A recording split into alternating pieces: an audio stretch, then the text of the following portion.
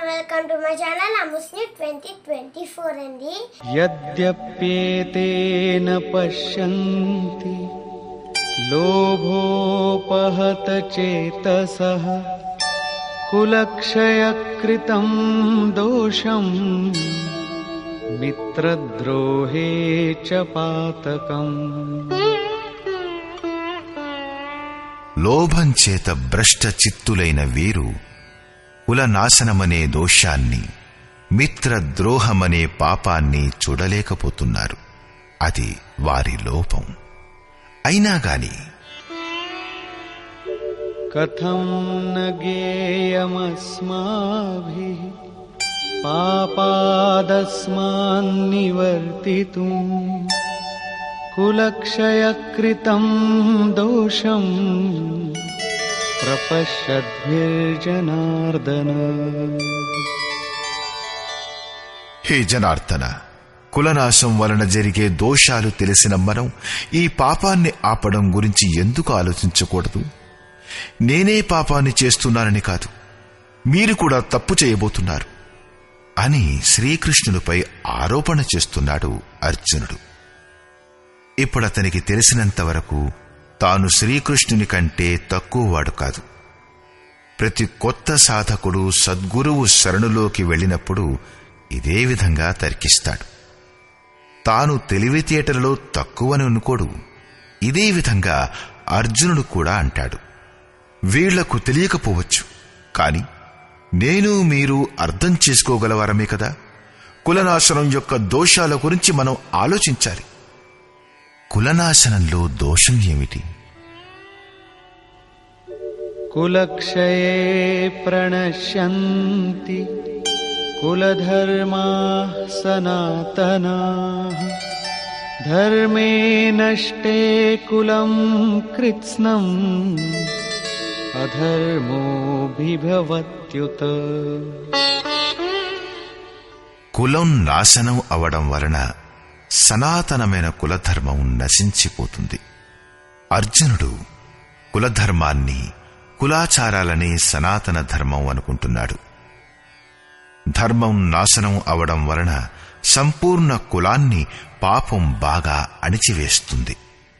అధర్మాభిభవాత్ కృష్ణ ప్రదుష్యంతి కులస్త్రియః స్త్రీషు దుష్టాసు వార్ష్ణేయ జాయతే వర్ణసంకరః. హే కృష్ణ, పాపం అధికంగా పెరగటం చేత కుల స్త్రీలు దూషితమైపోతారు. హే వార్ష్ణేయ, స్త్రీలు దూషితులవుతే వర్ణసంకరమవుతుంది. స్త్రీలు దూషితులవడం చేత వర్ణసంకరమవుతుందని అర్జునుని యొక్క అభిప్రాయం. కాని శ్రీకృష్ణుడు దానిని ఖండించి చెప్పాడు. నేను లేక నా స్వరూపంలో స్థితుడై ఉన్న మహాపురుషుడు ఆరాధనా క్రమంలో భ్రమను ఉత్పన్నం చేస్తే అప్పుడు వర్ణసంకరమవుతుంది. వర్ణసంకరం యొక్క దోషాల్ని అర్జునుడు వివరిస్తాడు.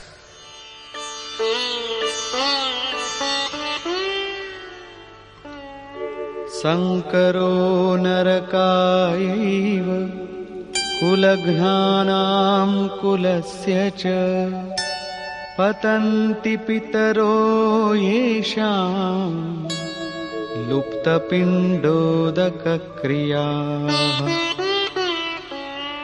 వర్ణసంకరం కులగ్నులైన వారి కులాన్ని నరకానికి పంపడానికి మూలమవుతుంది. పిండోదక క్రియలు లుప్తమైపోవడం వలన వీరి పితరులు కూడా పతితులైపోతారు. వర్తమానం నాశనమైపోతుంది. భూతకాలంలో ఉన్న పితరులు పతితులైపోతారు. భవిష్యత్తులోని వారు కూడా పతితులైపోతారు. ఇంతేకాదు, దోషైరేతైః కులఘ్నానాం వర్ణసంకరకారకైః ఉత్సాద్యంతే జాతిధర్మాః కులధర్మాశ్చ శాశ్వతాః. ఈ వర్ణసంకర కారక దోషాల వలన కులం, కులఘాత కుల సనాతన కులధర్మాలు, జాతి ధర్మాలు నాశనమైపోతాయి. కులధర్మమే సనాతనమని శాశ్వతమని అర్జునుడు అనుకుంటున్నాడు. కాని శ్రీకృష్ణుడు ఈ మాటల్ని ఖండిస్తూ ఇలా అంటాడు: ఆత్మయే సనాతన శాశ్వత ధర్మం. వాస్తవిక సనాతన ధర్మాన్ని తెలుసుకోవడానికి ముందు మనిషి ఏదో ఒక రూఢినే ధర్మమనుకుంటాడు. సరిగ్గా ఇదే ప్రకారంగా అర్జునుడు కూడా అనుకుంటున్నాడు. శ్రీకృష్ణుని మాటలలో అది ఒక రూఢి మాత్రమే. ఉత్సన్నకులధర్మాణాం మనుష్యాణాం జనార్దన నరకే నియతం వాసో భవతీత్యనుశుశ్రుమా. హే జనార్దన, కులధర్మాలు నశించిన మనుష్యులు అనంతకాలం వరకు నరకంలో నివసిస్తారు. కులధర్మం ఒకటే కాదు, దానితో పాటు శాశ్వత సనాతన ధర్మం కూడా నాశనమైపోతుంది.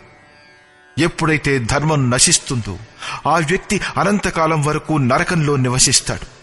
అలాగని నేను విన్నాను. నేను చూడలేదు, కానీ విన్నాను.